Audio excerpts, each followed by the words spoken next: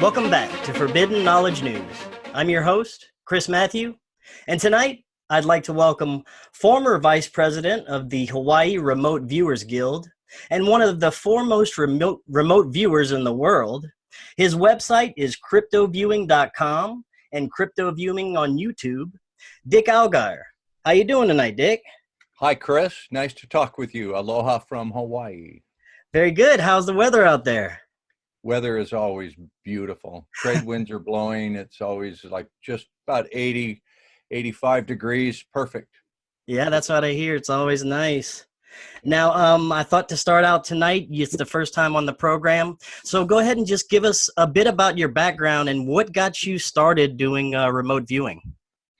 Well, my background is actually part of the entire journey that that got me to where I am now, and it's a very interesting story. And where I'd like to take this, and we'll go back to how I got started, but it began about 25, 30 years ago, where I started investigating things, and I started with diet, American diet, and learned about that, and had a mentor that helped me learn the truth about what actually the FDA advises you should eat actually causes early disease and death.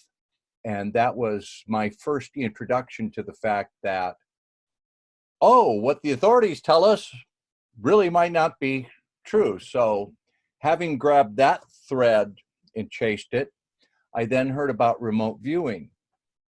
And remote viewing took me down a whole other rabbit hole where I had probably my first most important mentor, which was the man that taught me remote viewing for 19 years. And that opened me up to the fact that science and history have been kept for us. And what we're told about science and history are just mostly not true. And your trainer was a retired special forces, right? Yeah. We'll go back to that. So then I got to the point where my next mentor came into my life, who is teaching me the truth about the administration of the world and where that's going and how that works and how that leads to cryptocurrency. So that was a 20-year journey, and we could do hours on any of that. If you want to start with remote viewing, we'll go back. Here I was in 1995, a television newscaster here in Hawaii. Mainstream buttoned-up guy, wore a suit and tie to work and told the news as told by mainstream media. I was your mainstream news anchor, Dick Allgire, reporting. I covered presidents and prime ministers and met governors and senators and murderers. I interviewed Ted Bundy. I went to fires and murders and Easter egg hunts, covered it all for 30 years. I was driving to work one day, and you're a little bit young, but you familiar with Art Bell? Oh, definitely. Love Art Bell. Art Bell, back in the day, was on the news radio station here in Hawaii. So I would drive in my car from the other side of the island to work at 2:30 in the afternoon to anchor the news. And on the way over, I would have news radio on to hear the updated headlines. This was before the internet. Back in those days, you couldn't just click on your computer and find the news. You had to tune into a news broadcast or listen to news radio. Information wasn't readily available. So just to get up to date before starting my work, I would listen to the news radio as I drove to work. Well, on that station, when I got off work at 11 at night, was something called Coast to Coast with Art Bell. And so I'd be driving home after a day of doing the news, after the 10 o'clock news, take off my necktie and be driving home over the beautiful mountain pass in Hawaii. And I heard this rich voice of Art Bell with the most far out information. And I kind of got hooked on that. And so because of the Art Bell show, I heard about remote viewing. Back in 95, Chris, remote viewing was new to people. People hadn't heard about that. There were no examples of remote viewing. It was a term that we heard about on Art Bell, and he had guests. And there was no YouTube where people were presenting remote viewing. It was this deep, dark, mysterious thing. And so I took a class from Courtney Brown at the Farsight Institute. I flew to Atlanta and took a 1-week class because I thought, if this is true, this is the most remarkable thing that a human being could achieve. This would change everything. And so I spent the money, time, and energy to go take a class. What's your experience with remote viewing? How did you hear about it? I mean, you're more of an internet generation where you've been able to. I've been studying alternative, say, I guess, conspiracy culture for quite a few years, and I came across remote viewing a couple of years ago, and it was actually a couple of Courtney Brown's videos, and you were, of course, there. And after that, I was fascinated, and I ended up watching a few more of the videos from the Farsight Institute, and I mean, you are actually the first remote viewer I've had on my show, so this is going to be really great. Okay, so Courtney Brown had a famous book that came out in 94, 95, 97 it came out. Remote viewing was declassified and put into the public domain in 95. There was a famous show, Ted Koppel, ABC News Nightline. And one November night in 95, he came on and said, the U.S. government, CIA, has used a form of psychic spying known as remote viewing and spent $20 million, and they broke the story. And that's where it came into the public consciousness. That was done on purpose, by the way. That was a controlled release, of course. And so Courtney came out with his book. David Morehouse came out with a book. Ed Dames was very popular at the time. And remote viewing was the new darling of the late night talk show circuit. And everybody wanted to know about that. And they were giving classes and giving their findings and writing books. And so I jumped into it and went to Courtney Brown's Farsight Institute. Had a good time. You can't learn remote viewing in 1 week. It's not possible, but you can get an introduction to it. And I got a good introduction. So I came back to Hawaii after my 1 week at Farsight, and I was all fired up about remote viewing. And I met up with another guy who had preceded me at Farsight here in Hawaii, and we did some work together, talked about it. And I got on an email list where somebody sent me an email and said, there's a retired military guy in Hawaii that might start teaching. He's going to give a free lecture next week at this location. And it wasn't Ed Dames. Military remote viewing at that time was either Ed Dames, Paul Smith, Lynn Buchanan, Joe McMoneagle, David Morehouse, and a few others. So I went to this free lecture. And this was the man who ended up teaching me, Glenn Wheaton, who was retired U.S. Army Special Forces. And you knew he was legitimate the minute he stepped up and started talking. His bearing, his manner of speaking, the information that he was giving. And how he came about teaching that was well, I'll give you this is an interesting story, how he got involved in remote viewing. He worked at a top secret base in the 1970s in Augsburg, Germany. He was a Morse code intercept operator. So he would sit there with headphones on at a little station with dim lights, listening to beep, beep, beep, beep, beep, beep, beep, dot, dots, and dits and dashes from behind the Iron Curtain. And he would transcribe them. They were listening to the Soviets. So one night he was working the night shift, and he had been at Oktoberfest in Germany and had a couple of beers during the day, some good food, and was supposed to take a nap, and he didn't take his nap. So he reported to work after a few beers during the day, a little bit fatigued, and was leaning back listening to this Morse code, and the guy receiving the code in Vladivostok wasn't too good at Morse code, and he didn't copy the message, but Glenn had already copied it. And so the guy in Vladivostok said, "Oh, please send again." So Glenn, "Oh God, this guy's terrible." And he's listening, and there's something about those tones that beep, beep, beep, beep, that alters your brain waves. And the Army knew this. As he was listening to the code,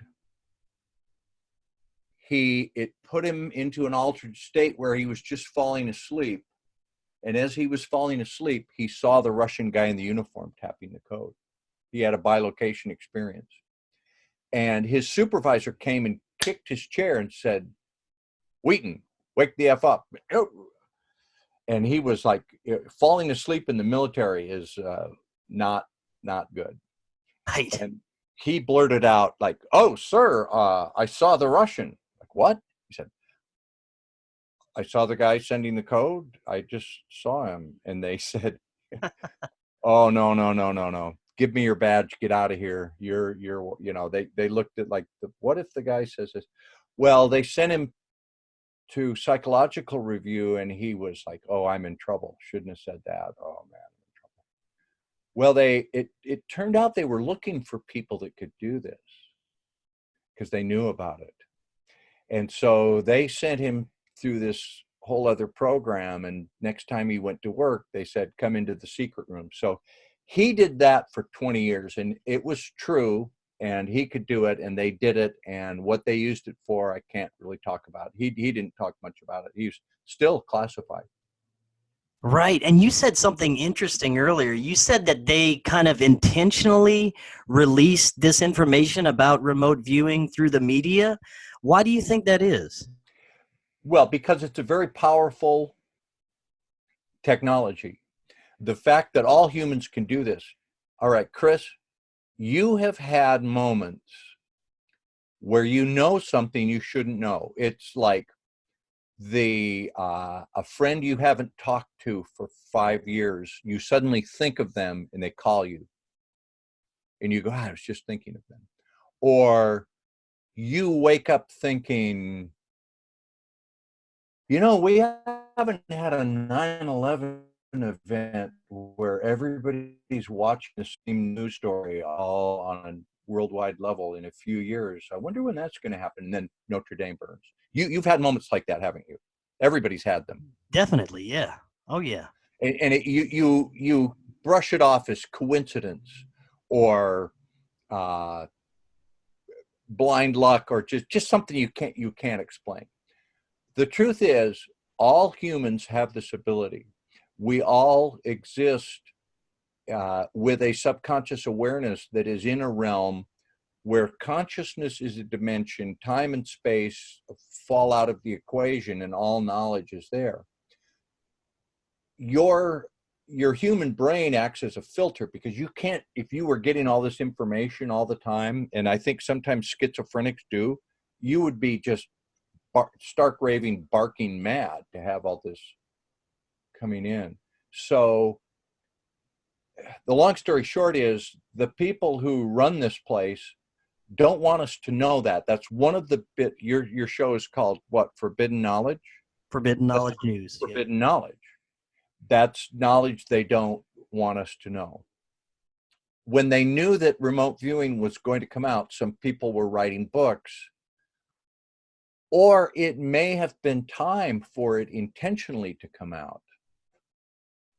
They decided that they would release it on their own terms, and they would release a watered down version of it that wouldn't do too much harm. They decided to keep it in the realm of the New Age community, like, oh, let's look at UFO theories and let's keep it in the woo-woo realm so that and they released a version that kind of sort of works, but not the real the full version. It's like when you download a trial of a program and it doesn't have all the features that do all the things that the pay one does. So they released a version that wouldn't do too much harm. So they admitted to doing this in the past. Do you think that the military still uses remote viewing for certain applications? Not just the remote, not just the military, other entities, other government entities, other supra government entities. I know I'm a pretty good remote viewer. I've worked hard at it, and I was given a very good methodology. There are remote viewers that just would put me to shame. There are remote viewers that would absolutely blow your mind how good they are. So in terms of knowing whether or not it's still being used by military, my teacher put it this way, and this was 10 years ago. He said, I know there are people that have the skill that are still in the business, in the military, and I believe they're still using it. So why wouldn't they? Exactly. And it seems like, especially with the military industrial complex, they'd have ways to enhance it or, use some kind of, drugs or something to make it enhanced in these, in their remote viewers. That's a very astute point. That's very very good you brought that up. Yes. That's still secret. My teacher wouldn't tell me. I asked him straight out time and time again, and he would not just decline to answer. He would change the subject completely. It would be like, hey, Glenn, what's the free, what's the enhancement? I mean, how do they, he goes, oh, the Dodgers, did you see that guy was pitching really good today? Just absolutely changed the subject. There is biofeedback and electronic tones, something to do with biofeedback and tones that will help you remote view better. But I don't know what it is. If I could find it out on my own, I think it would be okay, but it would be illegal for someone to disclose that to me. What about natural psychic ability? Do you think that would enhance remote viewing? Well, yeah. Natural psychic ability and remote viewing come from the same place. It's a communication skill. It's you leaking information. What natural psychic does is they're wired a little differently. So you and I and a psychic, we all have a subconscious awareness, okay, that's in this other dimension, other realm, and it communicates with us on some level, a gut feeling or a hunch. Psychics are wired in such a way that it leaks through naturally. They just have a I don't want to say channel, but a conduit. There's something about their wiring allows this to come through. It comes from the same place. It's still natural. It's the same source. It's the same information pathway. It's just open a little bit more with psychics. With remote viewers, we're trained how to, on demand, open that communication pathway and establish and maintain that communication pathway. So for us, it's on demand. For psychics, it's more like, oh, the pond overflows and the water rushes in.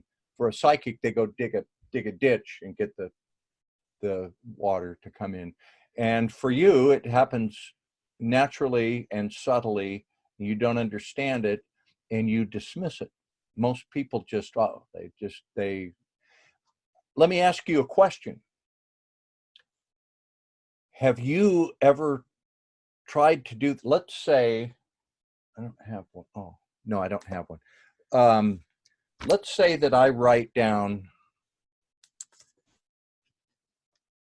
target ID A1, B2, C3, D4. And I in an envelope, I have a picture of a location, a person, an event, an object, something that represents that target ID. Do you think you could close your eyes and just for an instant see that, or just for an instant know anything about that? Have you ever tried that? No, I have never tried that. And I've Most heard. people haven't, and they're surprised when you give them a class and you give them 30 minutes of instruction and have them try it, because they go, oh, how the hell did that work? And that's what I was just about to ask you about, is the process, because I've heard it explained a couple of times by different people, but it's still kind of hard for me to grasp how, you can just close your eyes with a set of coordinates and, it'll bring you there. So just tell us a little bit about how the process works. Well, keep in mind, this is the method that I was trained by, that was developed by U.S. Army Special Forces. A lot of the methods of so-called remote viewing that are popular today, they never close their eyes. They tell you there's no visuals involved. They don't see anything. They just get ideas about it. So they will tell you that, oh, remote viewing is a misnomer. It's not really viewing. It's just getting some low-level ideas. What I was trained is the first thing you do is close your eyes and look. And there's a way to look. There's a way to orient your eyes. There, you can only look for a certain length of time. There's a structure to it. It's very precise. It's very intricate. It's very detailed, and psychics find it a little cumbersome. What it is it's training your subconscious to make the visuals happen in a place where you command it to happen. There's a long feedback curve. I did just in the first few months, we did 40, 80, 100 targets where we would have a picture of something in an envelope, and we would look for that long and just try to see the general shape, an outline, is it round or is it angular? At the very beginning, that's the limit of what you can get. But by practice, and keep opening that aperture further, you can get to where you can actually see it and have it be experiential. And I can't really teach it right now. It would be too detailed to do. But yeah, there is a very systematic structure to doing it. Now, how vivid are the images that you would get? Is it kind of like a dream-like image, or is it something different? Are you able to describe? Can be, yeah, that's a good question. It can be a wide range. Oh, okay, you just hung up for a second. We're on. It can be a wide range. It can be an idea. It can be a feeling.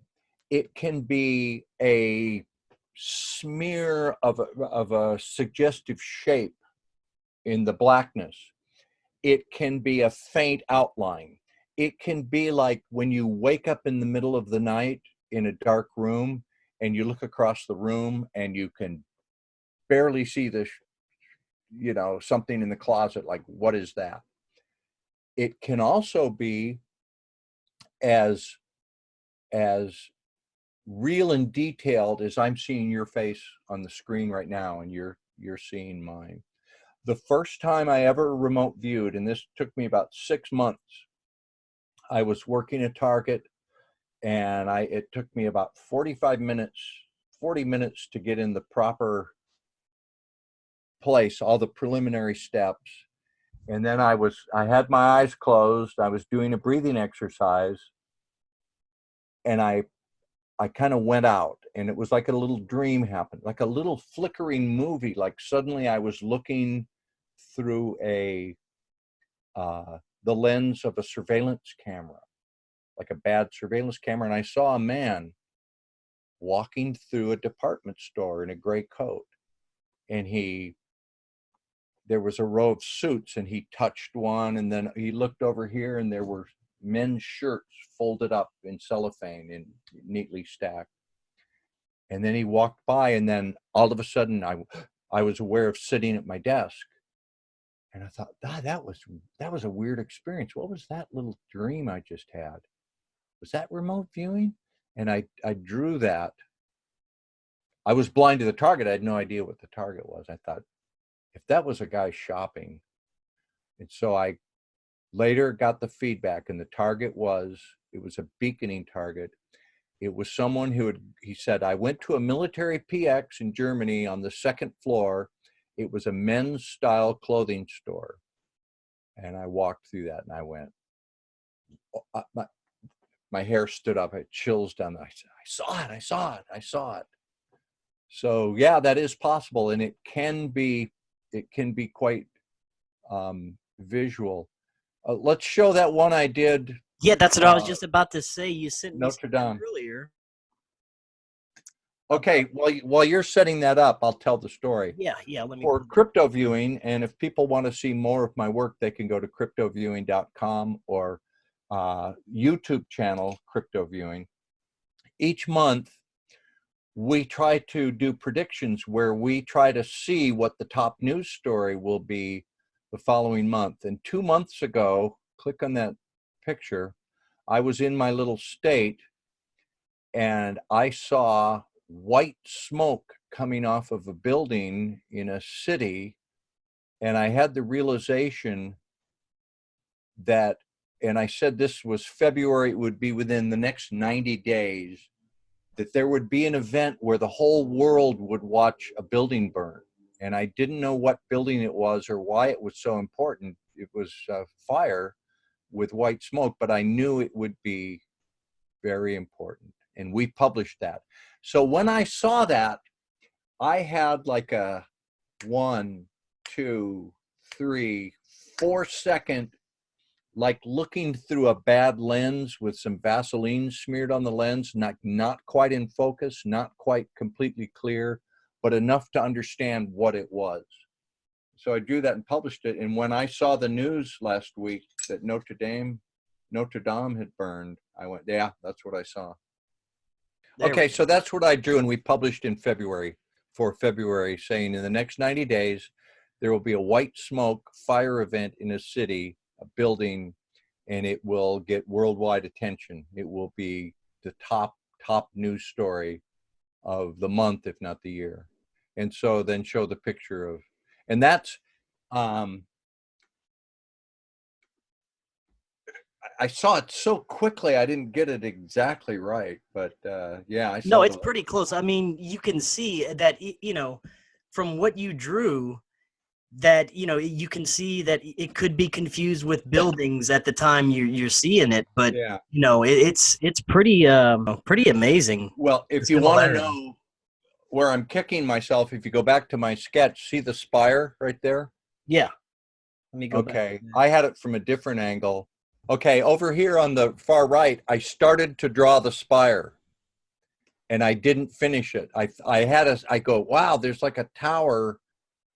And I just thought, no, I'm making that up. But on the far right, I drew part of the spire. Well, actually, that's the spire after it fell. But I didn't have a sense of the spire. So, yeah, that's how it comes across. Spooky stuff. Yeah, that's pretty compelling. And I mean, it's such a large scale event. I mean, do you find that, large scale events like that have an effect on the collective consciousness of, everyone?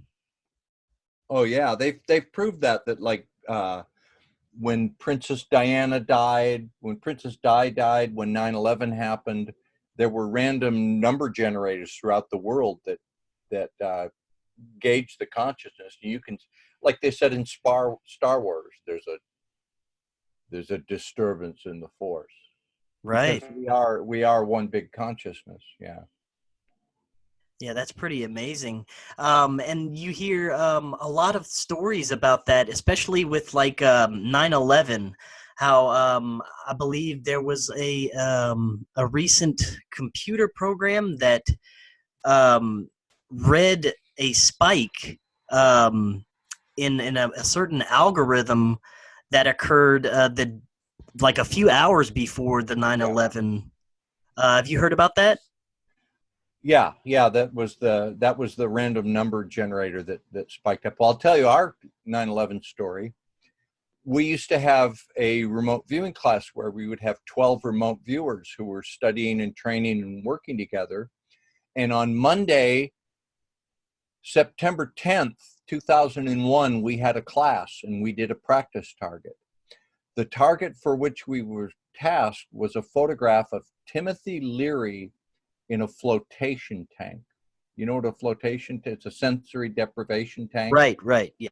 So the proper remote viewing would be a man in an enclosed space floating in water having far out things. Nobody drew that. We went, oh, we missed the target. Everybody had all this wild data. And so we chalked that up as a failure and went home. And the next morning, the planes hit the towers and the towers collapsed. Well, we went back several weeks ago and someone was filing our work and looked at what we had drawn, and I had drawn a plane hitting a tower. We drew smoke and fire. We described the 9/11 event, we remote viewers, hours before it happened. We had the whole event. So we slipped in time there, and that happens. So we missed, it's like we went into that realm of consciousness where the information is, and we were being directed to Timothy Leary in a flotation tank, but everybody's subconscious said, no, look over here, look at this big event. So they reported data on that. So yeah, that's a true story. That's amazing. And that just brings a question of, how we perceive time. It's, it's not linear like we perceive it. What are your thoughts on, the construct of time and how it relates to remote viewing? That's a tough one to describe in this dimension.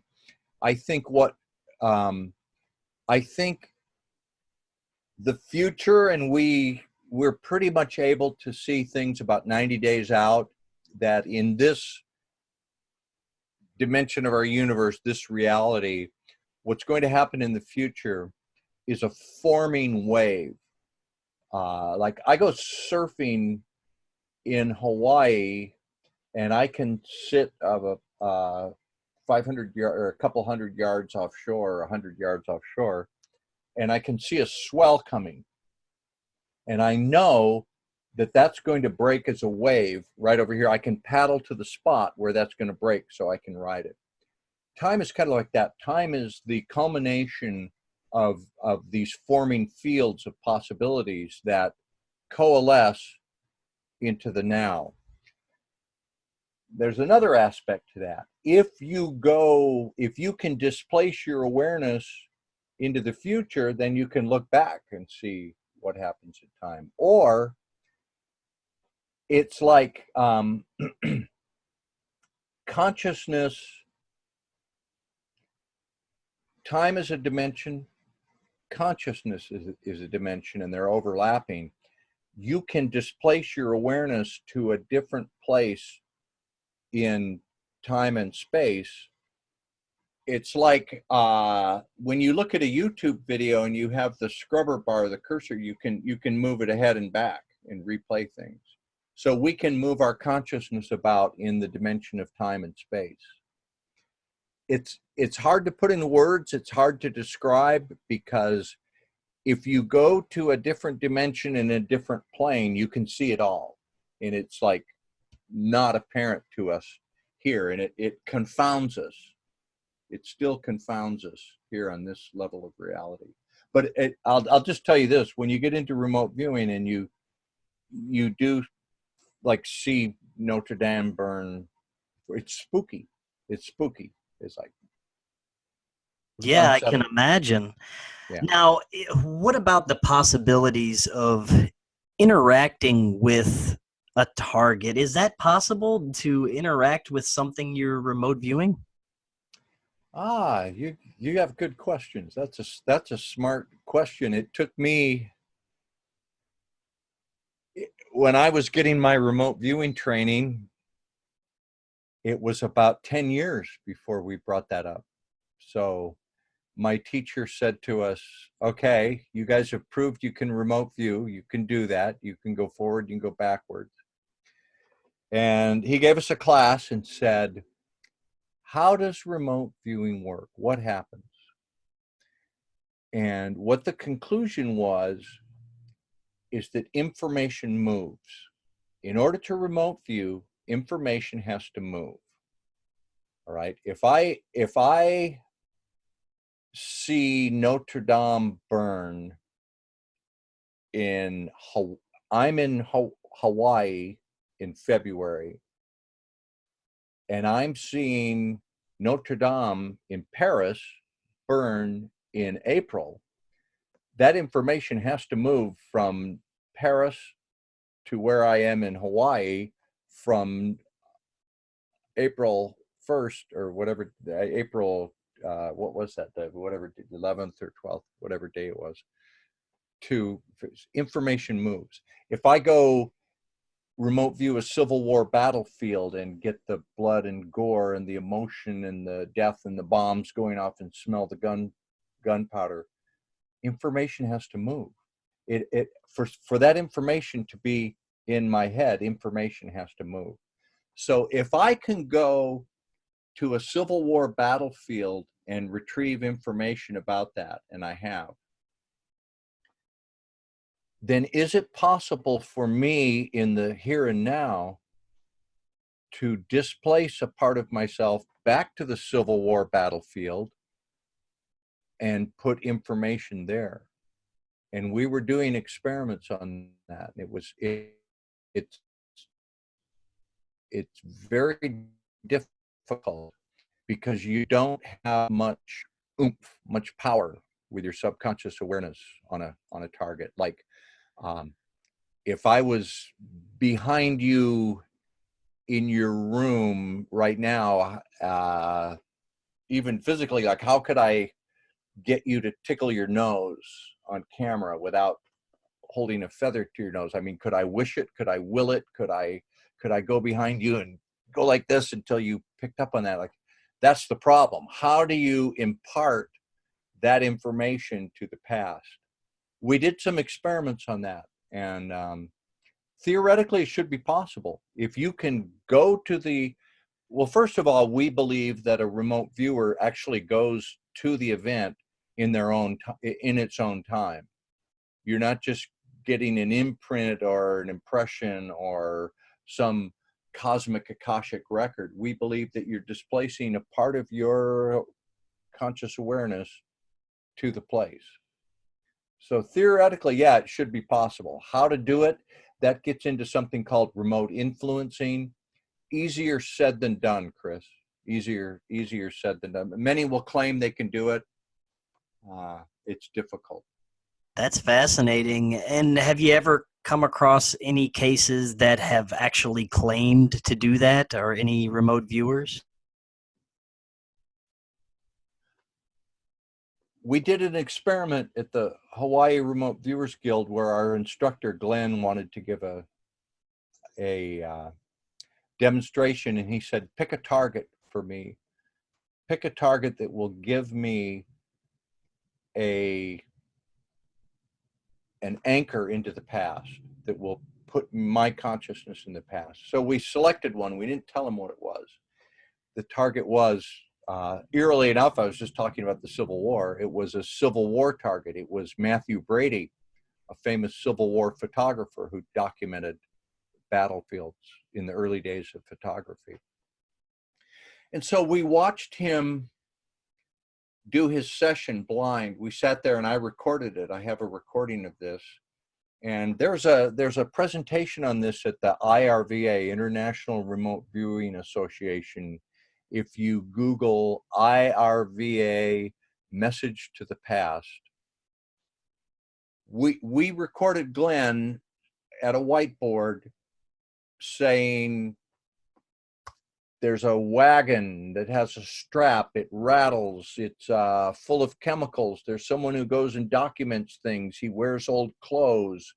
And Glenn drew Matthew Brady and said, He liked to document things as was he was in the Civil War. He gave us an hour dissertation on the life of Matthew Brady while we sat there with our mouths open because he couldn't have known it any other way. He told us things about Matthew Brady's past that we had to go research for days to validate that we didn't know. And one night I was working at the TV station and Glenn called me and said, I need to talk to you right now. I said, I have to do the news. Just, well, afterwards, come over. He was very agitated. I went to his house and he had a picture of Matthew Brady on his computer screen. He said, that's the guy. That's the guy you gave me. And I said, yeah. He'd figured it out. And he said, okay, I've been working on this. He went to the time when Matthew Brady was having his picture taken. And back in those early days of photography, the exposure was like 20 seconds. They would poof, and the people would have to sit there. That's why they all sat there without smiling, because you can't hold a smile for 20 seconds. They would look like this, freeze for 20 seconds. Right. And there was Matthew Brady with his sitting there like this. My teacher went there to the time when that picture was being taken. And he tried to put a message in the picture. So the message that he selected was heads or tails, because there was a famous experiment done at a research lab for psychic research where they tried to get people to determine whether it would be heads or tails. So he flipped heads. So he wrote heads, GW, his initials, Glenn Wheaton. So he went there and tried to get that to appear in the picture. And we went to the picture of, this is very detailed, convoluted, and confusing.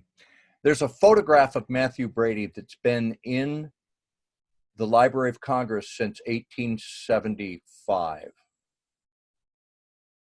No one's had access to it. We looked at that and we found on his forehead, in the emulsion of the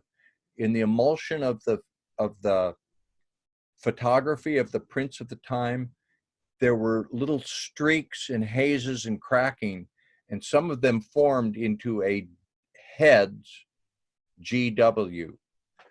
Wow. And I did a presentation on that, and it's in the, and Chris, this is the spookiest part.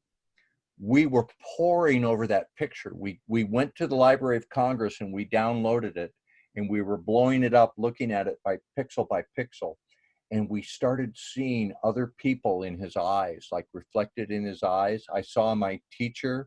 I saw my own image there that we saw, like, there was one we called the man at 11 o'clock on a certain part of his eye. It was like people are going and looking at that and leaving their own imprints.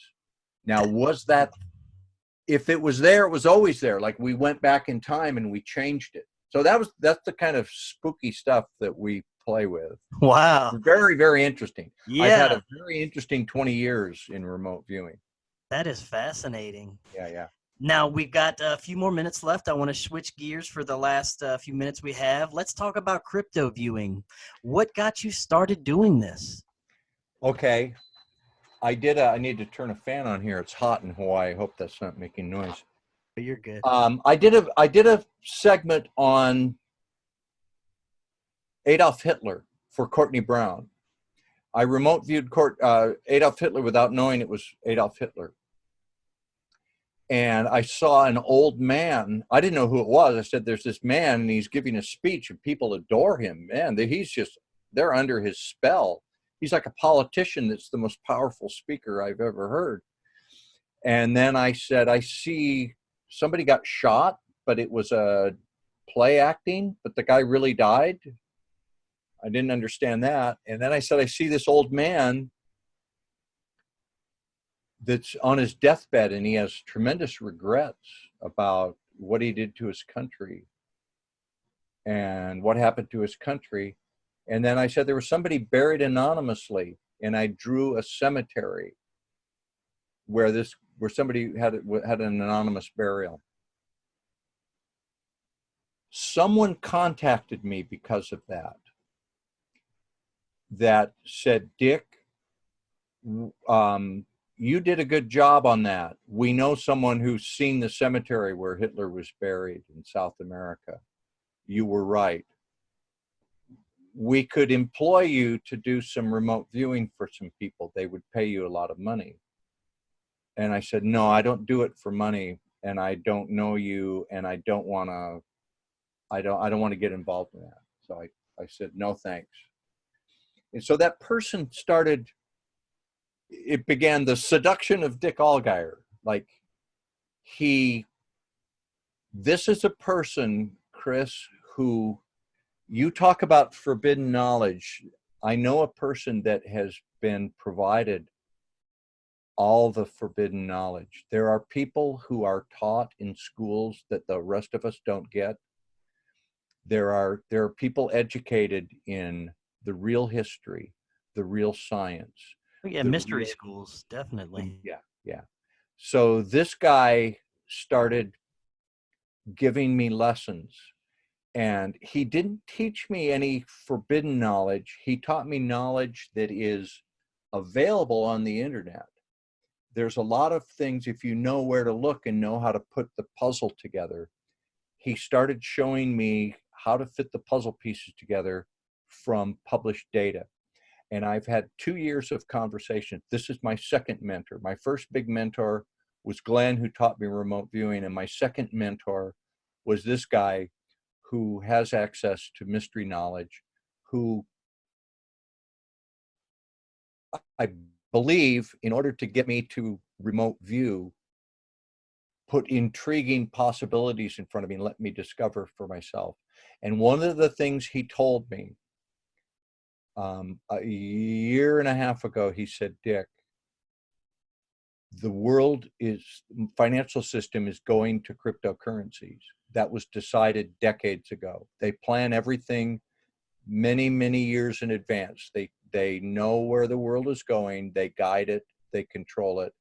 They've decided that the current financial system has had its run.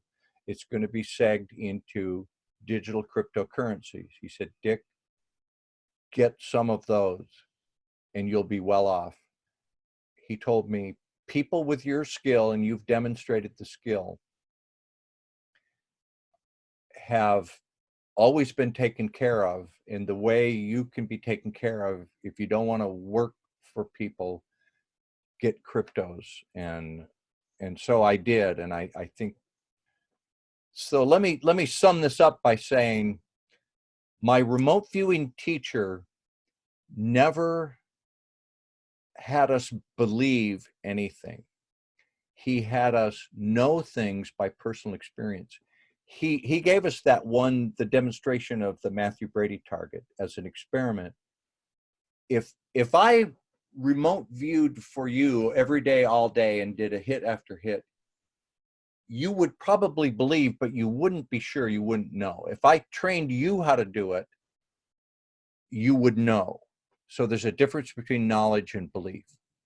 So my remote viewing teacher, and this was back in the days before the internet, he never showed us any remote viewing. He never made any claims. He never told us to believe anything. He said, here's what you do. Close your eyes, do this, write this, do this, and do this a certain way. Here's the target. Did you see it?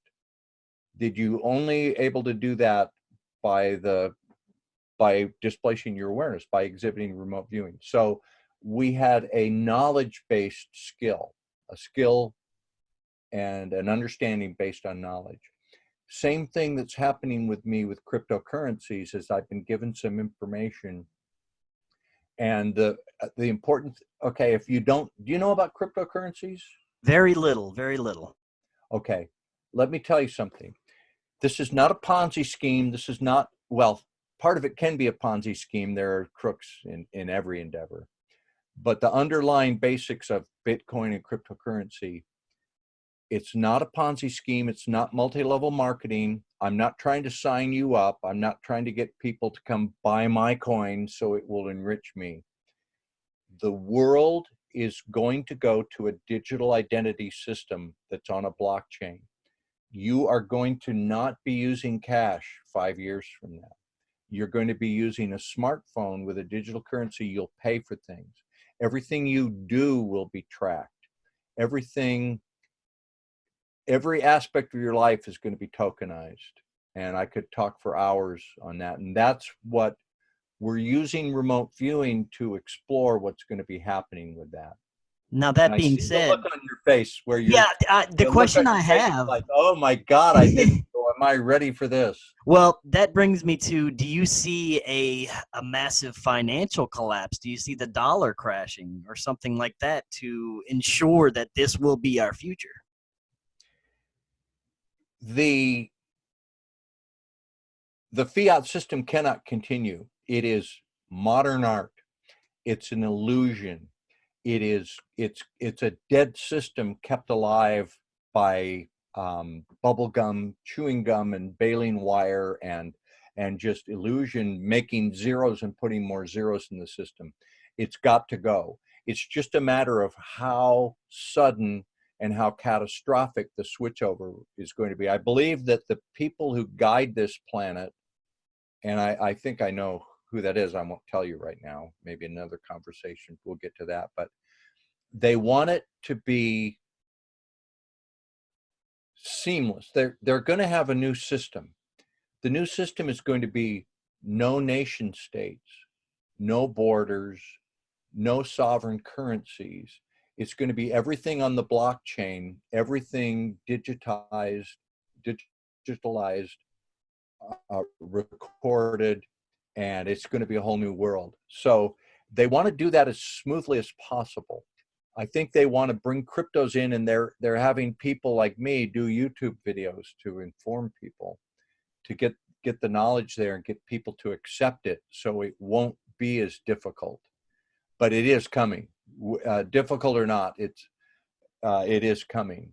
I think there will be I just did a YouTube video on that. If people go to crypto viewing, they can see my last discussion of this. I think it'll be a day when the stock market will crash suddenly. They'll say there's a bank holiday. There will be some hyperinflation, and people will be like, oh my God. And they'll come on the airwaves and they'll say, relax, relax. Your Social Security is still going to come. Your pension is still going to be paid. We're going to pay you in a cryptocurrency. Come down, sign up, give us your thumbprint, your bioauthentication. We'll show you how to do it on your smartphone. It will be put in your bank account. You'll be using that, and it'll switch over. So your money that you thought you lost, that's gone away, but we're going to replace it with this cryptocurrency called Stellar and called Ripple. And so that's how that might happen. I'm not sure. I don't know. I'm speculating. I don't. And let me say, I don't give investment advice. So do your own research. Don't believe anything I say. Right. Now, as a final question, do you see any danger with the future of AI and being integrated, with the blockchain technology and everything? Well, you'd have to define danger. How would danger to what? Danger to who? Danger Oh, to you? you hear like Elon Musk talking about the dangers of AI in general. And I know blockchain is a form of learning technology. Do you see any type of negative impacts on society with that being integrated? Well, what's a negative impact? So where society is going is where the people who run the world want it to go. So you don't have a choice. You don't have a vote. I know I get a lot of grief from the Patriot community when I say this. So it's going to be different. It will be uncomfortable for some people, but Chris, they're bringing up a new generation, younger people. I call them Generation Global. They're being taught to accept this. that you will Right. have AI that will track everything you do. They have no privacy. They have no desire for privacy. They don't believe in free speech anymore. It's basically They're what I'm just going getting to to. accept it. So for you and I, and especially for someone my age, I'm quite a bit older than you, yes, it will be seen as a negative. Yes, it will be troubling. But for the younger generation, they're just going to move right into it, and it will seem normal to them. Right. So And the danger, by danger, would you mean that the system can take over and run your life? Well, that's how it's well, yeah, it designed. seems like that's already starting to occur.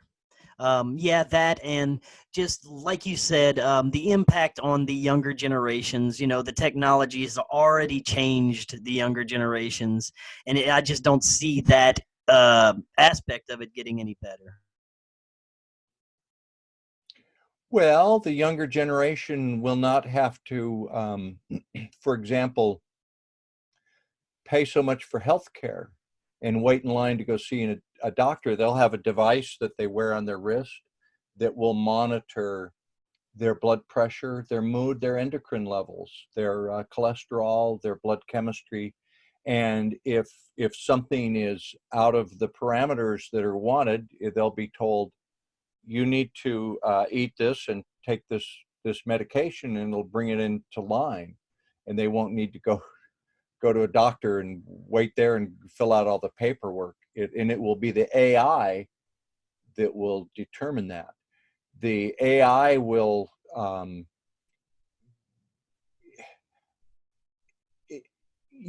reading a book right now that tells how Amazon's going to start sending you your orders before you order. It knows the AI algorithms know what you're going to want. At the beginning, they're going to send you a box with like, okay, we think you want these vitamins, this supplement, this, it's time for a new set of headphones for your smartphone, a cord to plug in this. And we saw you browsing for guitar strings. We put 2 sets of guitar strings in. If you don't want any of this, here's a box, prepaid. It won't cost you anything, send it back. But the AI will be doing your ordering for you in the future. You're right. I mean, there are a lot of negative aspects to this, and we could speculate about our future all you want, but there's really not much we can do to prevent the advent of what's, occurring when 90% of the world isn't even noticing what's going on behind the scenes. Yeah. You know? Well, a great, speaking of blockchain and cryptocurrency, if you go look at a website called ID 2020, this is put out by the United Nations. If you go to ID 2020, you can see the goal is by 2020 is to get a digital ID for everyone in the third world. They say on the website, oh, it's such a shame that so many people around the world don't have a digital identity. It's their birthright. It's something they need. So they want to give a digital identity and a smartphone to everyone to get them into this system of AI and cryptocurrencies, so that if you work in a factory in Malaysia, you can go use your smartphone to log in, and it will know what machine you're on, how productive you are, what you eat for lunch, how much time you're not at the machine. At the end of the day, it will pay you in a cryptocurrency automatically, and the taxes will be taken out. And the whole thing will be on a blockchain with AI supervising it. They won't need administrators to write you a check. You don't get paid every 2 weeks. You don't have to report your taxes. It's all just done for you. And they want the entire world on that. And they'll be providing the technology to the people in the third world. It's coming. Yes, that is fascinating stuff. And Dick, I want to thank you again so much for joining us tonight. Is there anything you'd like to plug or talk about before you leave? Anything you got interesting going on? I would say for you and anyone that hasn't taken the time, look into cryptocurrencies, learn about blockchain. Just do some Google searches. What is blockchain? How will blockchain change the world? Because it's going to be a bigger boom than computers and the internet. It's going to change everything. And you had best learn about it because it is coming. And if you get in now, you can live a more comfortable life. Okay, I'll close with this. If I would have told you in 1985, there's a company called Microsoft. Microsoft, what kind of name is that? They make software. Software, what's that? It tells computers what to do. Computers, I know some companies have computers, they do like spreadsheet databases, but I'm never going to want that. No. In a few years, everybody's going to have a computer. They're going to shop on their computers. They're going to communicate. They're going to do videos. They're going to make artwork. They're going to do stock trades, all on computers. And this company makes software to tell them what to do. And it's going to be $1 billion industry. And if you put $100 a month into Microsoft, you'll be rich in 10 years. Same thing with blockchain. It's going to be bigger. It's going to be bigger. Very good. Very good information. Change the world. Yeah, I'm definitely gonna have to take a look into that. You know, I've never taken the time, and I've heard some negative things, I've heard some positive things, but it's definitely worth a look. And Dick, I want to thank you again so much for joining us tonight. It was great information. I'm gonna have to have you back on soon. It's always fun. It's a good conversation, Chris. Nice talking with you. Be good. Go look at some of our work. Take care. Will do. You have a great night. All right. Bye-bye.